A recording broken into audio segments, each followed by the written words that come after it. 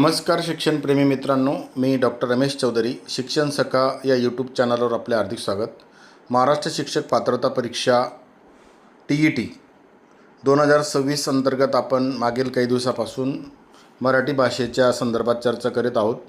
आजचा भाग आहे उपसर्ग, प्रत्यय आणि शब्दसिद्धी. तर या घटकावर आपण आज महत्त्वपूर्ण माहिती समजून घेणार आहोत. या घटकावर TET आणि CTET दोघं परीक्षांमध्ये नियमितपणे प्रश्न विचारले जातात. त्यामुळे हा घटक खूप महत्त्वाचा आहे. या दृष्टीने आपण समजून घेऊया. शब्दसिद्धी म्हणजे काय? एका शब्दापासून दुसरा नवीन शब्द तयार होण्याच्या प्रक्रियेला शब्दसिद्धी म्हणतात. जसं आता मान हा शब्द आहे, त्याच्यावरून सन्मान. तर ज्ञान हा शब्द आहे, त्याच्यावरून अज्ञान. तर शब्दसिद्धी ही एखाद्या शब्दापासून नवीन शब्द तयार होतो, त्याला काहीतरी प्रत्यय किंवा उपसर्ग लावलेला असतो, म्हणून नवीन शब्द तयार होतो, म्हणून त्याला शब्दसिद्धी असे म्हणतात. आता याच्यात उपसर्ग म्हणजे काय? मूळ शब्दाच्या सुरुवातीला जोडला जाणारा शब्दांश म्हणजे उपसर्ग. उपसर्गामुळे शब्दाचा अर्थसुद्धा बदलतो.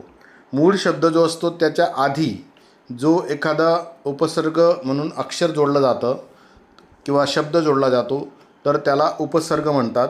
आणि या उपसर्ग लावल्यानंतर त्याचा अर्थ बऱ्याचदा त्याच्या विरुद्ध किंवा त्याच्याशी समकक्ष किंवा वेगळ्या पद्धतीने सुद्धा होऊ शकतो. म्हणून याचं आपण उदाहरण दाखल घेऊया की जसं न्याय या शब्दाला हा उपसर्ग जोडला तर अन्याय हा शब्द होतो. शक्य या शब्दाला जोडला तर अशक्य होतो. अधिक विचार असं जर जोडला तर सुविचार होतो. तर इथे अर्थ चांगल्या दृष्टीने बदलतो की विचार आणि सुविचारामध्ये अजून फरक पडत असतो. जन आणि दूर तर दुर्जन असा शब्द तयार होतो. अशा प्रकारे उपसर्ग म्हणजे आधी शब्दाच्या आधी जो अक्षर किंवा एखादा शब्द जोडला जातो आणि त्याच्यामुळे नवीन अर्थपूर्ण शब्द तयार होतो, त्यावेळेस उपसर्ग हा जोडलेला असतो. दुसरं उदाहरण आहे +4 विचार. महत्त्वाचे काही उपसर्ग आपण समजून घेऊया. जसं अभाव. जर असेल तर त्या दृष्टीने अभाव. म्हणजे नाही असं सुद्धा असतो. म्हणजे चांगला या अर्थाने जोडलेला असतो. जसं विचार आणि सुविचार जर जोडला तर अधिक चांगला विचार. दूर असेल जोडले तर वाईट गोष्ट जोडलेली असते. जसं दुर्जन, दुर्घटना असे शब्द जोडतात, त्यावेळेस दूर हा शब्द वाईट दृष्टीने जोडलेला असतो. हा शब्द विशेष दृष्टीने जोडलेला असतो. म्हणून उपसर्गाचे अर्थ समजून घेताना म्हणजे अभाव, म्हणजे नाही, म्हणजे चांगला, दूर म्हणजे वाईट आणि म्हणजे विशेष हे समजून घेतलं पाहिजे. आता काही प्रश्न, जसं अज्ञान या शब्दात उपसर्ग कोणता? तर अतिशय सोपं आहे. हा एक उपसर्ग आहे. मूळ शब्दाच्या शेवटी जोडला जाणारा शब्दांश म्हणजे प्रत्यय. आता प्रत्यय जसं उपसर्ग असतो तसंच प्रत्ययसुद्धा असतात आणि मूळ शब्दाच्या शेवटी जोडला जातो. उपसर्ग हा सुरुवातीला जोडलेला असतो आणि प्रत्यय हा मूळ शब्दाच्या शेवटी जोडलेला असतो, म्हणून त्याला प्रत्यय असं म्हणतात. जसं शिक्षक आणि की जर जोडला तर शिक्षकी. मित्र अधिक ता जोडला तर मित्रता. गोड अधिक वा जोडला तर गोडवा. सुंदर अधिक ता जोडला तर सुंदरता. तर हे सर्व जे जोडलेले आहेत हे सर्व प्रत्यय आहेत, म्हणून मित्रता, गोडवा, सुंदरता असे शब्द तयार होतात. तर यात TETमध्ये सुद्धा असेच प्रश्न विचारले जातात. जसं गोडवा या शब्दात प्रत्यय कोणता? तर वा. अशा प्रकारे काही प्रश्नसुद्धा विचारले जातात, ज्या प्रश्नांच्या दृष्टीने आपण तयारी करणं आवश्यक आहे. यापूर्वीच्या प्रश्नपत्रिकांमध्ये सुद्धा आपण प्रत्यय आणि उपसर्गाची काही उदाहरणं आलेली आहेत, ती आपण बघा आणि त्याच्या दृष्टीने कशा प्रकारे प्रश्न येतात ते थोडं समजून घ्या. पुढचा प्रकार आहे शब्दसिद्धीचे प्रकार. आता शब्दसिद्धीचे प्रकार जर बघितले तर उपसर्ग घटित शब्द आणि प्रत्यय घटित शब्द असतात. जेव्हा उपसर्ग आणि प्रत्यय आपण समजून घेतला तर शब्दसिद्धीमध्ये सुद्धा याचा फायदा होतो. जसं उपसर्ग घटित शब्द की असत्य, अधिक सत्य. दूर अधिक व्यवहार, दुर्व्यवहार. अधिक पुत्र, सुपुत्र. प्रत्यय घटित शब्द जो असतो तो प्रत्यय घटितमध्ये मित्र अधिकता, मित्रता. गोड अधिक वा, गोडवा. सुंदर अधिकता, सुंदरता. परीक्षेत वारंवार विचारले जाणारे जे शब्द असतात त्याच्यामध्ये उपसर्ग किंवा प्रत्यय ओळखायला लावतात. जसं अन्यायामध्ये कोणता आहे?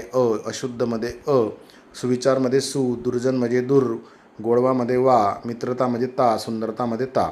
तर असे काही प्रश्न येत असतात, ते आपण थोडं समजून घ्या.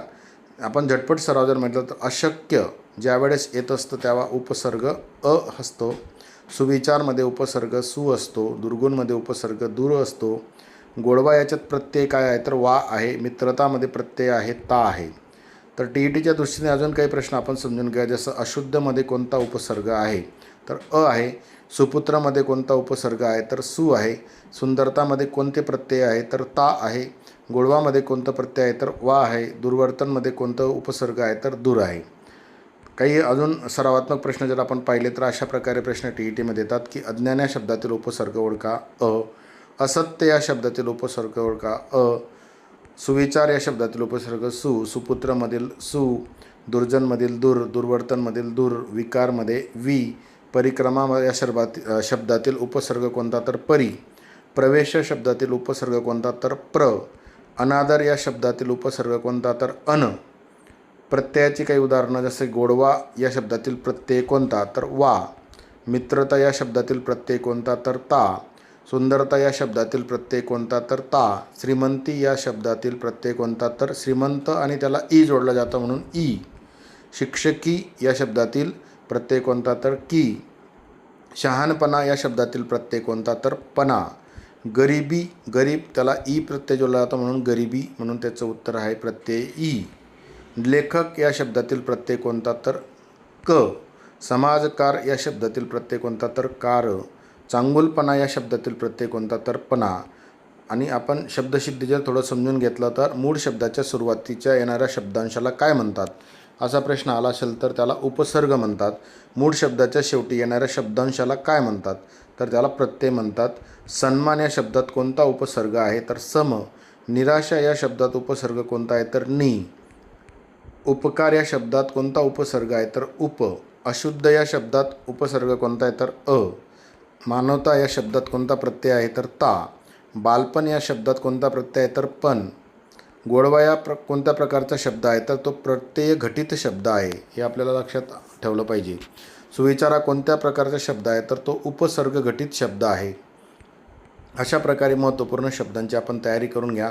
अतिमहत्त्वाचा जर विचार केला तर अशक्य म्हणजे उपसर्ग असतो, अनादर उपसर्ग अन असतो, दुर्गुणमध्ये दूर असतो उपसर्ग, सुविचारमध्ये सु उपसर्ग, गोडवामध्ये प्रत्यय वा, सुंदरतामध्ये प्रत्यय ता, शहाणपणामध्ये प्रत्यय पणा, शिक्षकीमध्ये प्रत्यय की. तर उपसर्गामध्ये शब्दाच्या सुरुवातीला हा उपसर्ग असतो, प्रत्यय हा शब्दाच्या शेवटी असतो. एवढं जरी लक्षात ठेवलं तरी आपल्याला बऱ्याचदा या प्रश्नांची उत्तरं सहजरित्या सोडवता येतात. नेमकं उपसर्ग म्हणजे काय, तर उपसर्ग म्हणजे शब्दाच्या सुरुवातीला जोडलेलं अक्षर किंवा शब्द असेल तर तो उपसर्ग असतो, आणि प्रत्यय म्हणजे शब्दाच्या शेवटी जोडलेला असतं म्हणून त्याला प्रत्यय असं म्हटलं जातं. अ अधिक न्याय अन्याय, सु अधिक विचार सुविचार, गोड अधिक वा गोडवा, सुंदर अधिकता सुंदरता. परीक्षेचे महत्त्वपूर्ण आपण टिप्स घेऊया की उपसर्ग हा शब्दाच्या सुरुवातीला येतो आणि प्रत्यय हा शब्दाच्या शेवटी येतो. तर असे उपसर्ग ओळखा, प्रत्यय ओळखा असे वारंवार प्रश्न विचारले जातात. असे प्रश्न आपण पाहिले पाहिजेत. मागच्या प्रश्नपत्रिकांमधले काही प्रश्न पण मी आपल्याला या व्हिडिओमध्ये दाखवले आहेत, ते पण आपण समजून घ्या आणि या दृष्टीने थोडीशी तयारी करा. प्रत्येक घटक महत्त्वाचा आहे. प्रत्येक घटकावर 2-2, 3-3, 4-4 प्रश्न विचारले जातात. त्यामुळे प्रत्येक व्हिडिओमध्ये आपण जर थोडक्यात बारकाव्याने जर बघितलं तर त्याच्यावरचे प्रश्न आपल्याला सहज सोडवता येतील. या पद्धतीच्या ट्रिक्ससुद्धा आपल्याला दिलेल्या आहेत. तर आज आपण शब्दसिद्धीमध्ये उपसर्ग, प्रत्यय, उपसर्ग घटित आणि प्रत्यय घटित शब्द यांचा अभ्यास केला आणि त्या दृष्टीने परीक्षेसाठी आपण तयारी करा. आपण पुढील व्हिडिओमध्ये अजून नवीन एका घटकासोबत आपण चर्चा करणार आहोत. आपण आतापर्यंत व्हिडिओ पाहिला तर आपल्या मित्रांना शेअर करा, लाईक करा आणि कमेंट करा आणि आपल्या चॅनलवर सबस्क्राईब करा. आपण आतापर्यंत व्हिडिओ पाहिला त्याबद्दल आपल्या मनापासून धन्यवाद.